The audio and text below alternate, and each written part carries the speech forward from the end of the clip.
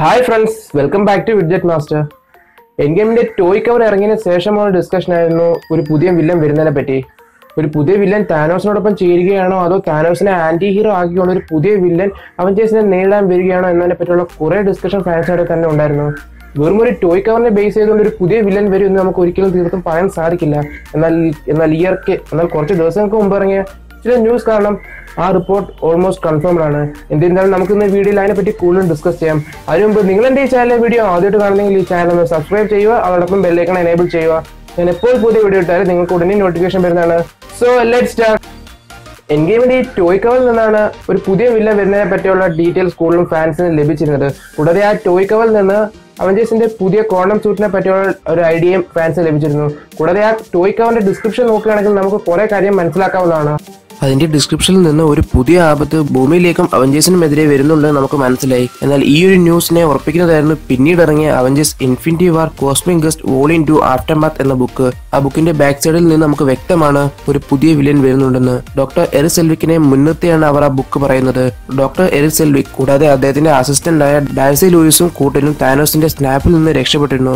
അവർ ഭൂമിയുടെ പകുതി പോപ്പുലേഷൻ മാഞ്ഞു പോയതിന്റെ കാരണം കണ്ടെത്താൻ ഇറങ്ങുമെന്നും ഒടുവിൽ താനോസ് ആണ് ഇതിന് പിന്നിലെന്ന് അവർ മനസ്സിലാക്കുകയും കൂടാതെ ഒരു പുതിയ ആപത്ത് ഭൂമിക്കും ബാക്കിയുള്ള അവഞ്ചേഴ്സിനുമെതിരെ വരുന്നുണ്ടെന്നും അവർ കണ്ടെത്തും. അതാണ് ആ ബുക്കിന്റെ ബാക്ക് സൈഡിൽ നമ്മൾ കാണുന്നത്. എന്നാൽ ഇവയൊന്നും ഒഫീഷ്യൽ ആയിരുന്നില്ല, എല്ലാം ലീക്ക്ഡ് ആയിരുന്നു. അതുകൊണ്ട് തന്നെ ഇതെല്ലാം വെറും ഫാൻ തിയറീസ് മാത്രമായിരുന്നു. എന്നാൽ കഴിഞ്ഞ ദിവസം പുറത്തിറങ്ങിയ മറ്റൊന്നിൽ നിന്ന് ആ ടോയ് കവർ എല്ലാം കൺഫേംഡ് ആയി. ക്വാണ്ടം സൂട്ട്സ് എന്ന പേരിൽ ഇത്രയും നാൾ ഇറങ്ങിയതെല്ലാം ഒറിജിനൽ ആയിരുന്നു. അതിന്റെ യഥാർത്ഥ ഡിസൈൻ ലീക്കായ ആ ടോയ് കവറിൽ ഉള്ളത് തന്നെയായിരുന്നു. കഴിഞ്ഞ ദിവസം മാർവൽ അഡ്വാൻസ് ടെക് എന്ന പേരിൽ ഹുഡീസും ക്യാപ്പും ഇറക്കിയിരുന്നു, അതായത് ജാക്കറ്റും ക്യാപ്പും. അത് നോക്കുകയാണെങ്കിൽ വ്യക്തമാണ് ക്വാണ്ടം സൂട്ട്സ് എന്ന പേരിൽ ഇറങ്ങിയ ആ ടോയ് കവർ നമ്മൾ കണ്ട സൂട്ട് തന്നെയാണ്. അതേ കളർ കോമ്പിനേഷൻ. ഇത് മാർവൽ ഒഫീഷ്യലി ലൈസൻസ് ചെയ്ത് ഇറക്കിയതാണ്. അതുകൊണ്ട് തന്നെ ഈ ക്വാണ്ടം സൂട്ട്സ് ഉള്ളത് തന്നെയാണ്. അതുവഴി പുതിയ ആപത്ത് വരുന്നുണ്ടെന്ന് പറയുന്നതും ഉള്ളത് തന്നെയാണ്. ക്വാണ്ടം സൂട്ട് ഓൾമോസ്റ്റ് എൻ ഗെയിമിൽ കൺഫേംഡ് ആണ്. അത് ഈ ഇറങ്ങിയ ഡ്രസ്സിൽ നിന്ന് നമുക്ക് ഏകദേശം മനസ്സിലാക്കാൻ സാധിക്കും. കൂടാതെ ഇത് ഓൺലൈൻ ആയിട്ടാണ് വിൽക്കുന്നത്. ഇതിന്റെ ഡിസ്ക്രിപ്ഷനിൽ നിന്ന് ഈ ക്വാണ്ടം സൂട്ടിനെ പറ്റിയുള്ള ഒരുപാട് കാര്യങ്ങൾ നമുക്ക് വ്യക്തമായി മനസ്സിലാക്കാവുന്നതാണ്.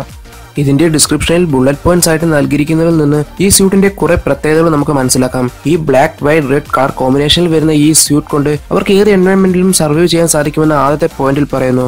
മൈക്രോവേവ്സ് ആണെങ്കിൽ കൂടി ഈ സ്യൂട്ട് കാപ്പബിൾ ആണെന്ന് കൂടി അവർ പറയുന്നതിലൂടെ ക്വാണ്ടം റിയമിലേക്കും ഈ സ്യൂട്ട് ധരിച്ച് പോകാമെന്ന് അവർ പറയുന്നു. കാരണം കോമിക്സിൽ ക്വാണ്ടം റിയം എന്ന വാക്കിന് പകരം അവർ ഉപയോഗിച്ചിരുന്നത് മൈക്രോവേവ്സ് എന്ന വേർഡാണ്. രണ്ടും ഒന്ന് തന്നെയാണ്. കൂടാതെ ബാക്കിയുള്ള പോയിന്റ്സ് നോക്കുകയാണെങ്കിൽ അതിൽ നിന്ന് നമുക്ക് മനസ്സിലാക്കാൻ സാധിക്കും ഈ സ്യൂട്ട് അവർക്ക് എവിടെയും ധരിക്കാം, സ്പേസിൽ കൂടെ. അതുകൊണ്ട് തന്നെ ഇത് വെറും ക്വാണ്ടം സൂട്ട്സ് മാത്രമല്ല, എൻ ഗെയിമിൽ അവഞ്ചേഴ്സിന്റെ മെയിൻ സ്യൂട്ട് ഇത് തന്നെയാണ്. സ്പേസിലും ക്വാണ്ടം റിയാമിലും തുടങ്ങി അവർക്ക് എവിടെ വേണമെങ്കിലും ധരിക്കാൻ പറ്റുന്ന സ്യൂട്ടാണിത്.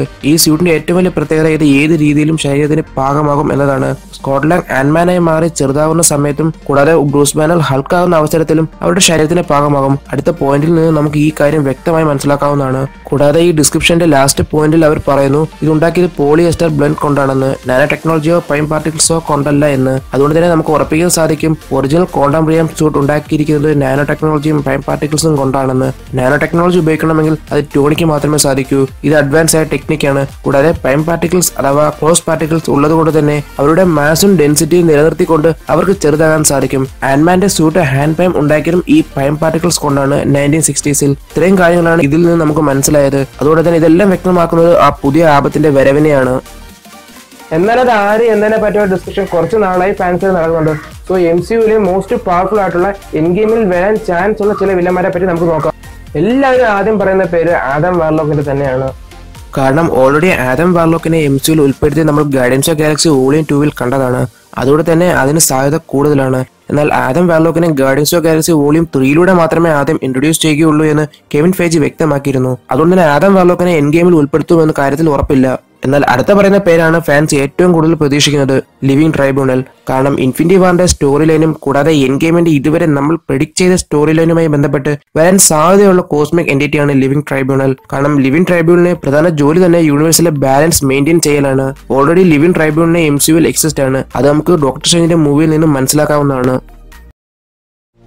This is a relic. Some magic is too powerful to sustain, so we imbue objects with it. And we cannot. This is the staff of the Living Tribunal.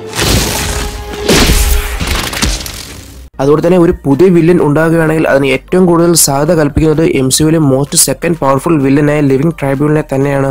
Already താനോസിന്റെ snap കാരണം യൂണിവേഴ്സിലെ പകുതി population മാഞ്ഞുപോയി balance തെറ്റിയിരിക്കുകയാണ്. കൂടാതെ time travel അല്ലെങ്കിൽ alternative ഡയമെൻഷനും ഉണ്ടെന്ന് പറയുന്നുണ്ട്. ഇതെല്ലാം തന്നെ natural ലോയ്ക്ക് എതിരാണ്. അതുകൊണ്ട് തന്നെ ലിവിംഗ് ട്രൈബ്യൂണൽ ഇന്റർഫിയർ ചെയ്യാനുള്ള സാധ്യത കൂടുതലാണ്. ഭൂമിയുടെ ബാലൻസ് തെറ്റാൻ കാരണക്കാരെ അവരെ നശിപ്പിക്കാൻ വരുന്നതാണ് ലിവിംഗ് ട്രൈബ്യൂണൽ. അതിൽ ഭൂമിയും അവഞ്ചേഴ്സും ഉൾപ്പെടാം, അല്ലെങ്കിൽ താനോസിനെ സഹായിക്കുന്നതാകാം ലിവിംഗ് ട്രൈബ്യൂണൽ. കാരണം ഓരോ സ്റ്റോണും എവിടെയാണെന്ന് താനോസിനെ വ്യക്തമായി അറിയാമായിരുന്നു. സ്പേസ് സ്റ്റോൺ തോറിന്റെ ഷിപ്പിൽ ഒന്ന് തുടങ്ങി മൈൻഡ് സ്റ്റോൺ എവിടെയാണെന്ന് വരെ താനോസിന് അറിയാമായിരുന്നു. അടുത്ത ഏറ്റവും കൂടുതൽ ഡിസ്കസ് ചെയ്യുന്ന ഒരു റെഡിറ്റ് തിയറിയാണ് ക്രോണസ് എൻഡ് ഗെയിമിൽ വില്ലനായി വരാൻ സാധ്യതയുണ്ടെന്നുള്ളത്. ഈ ക്രോണസ് എന്ന് പറയുന്നത് താനോസിന്റെ മുത്തശ്ശനാണ്. സോ അത് നമുക്ക് അടുത്ത എപ്പിസോഡിൽ പറയാം.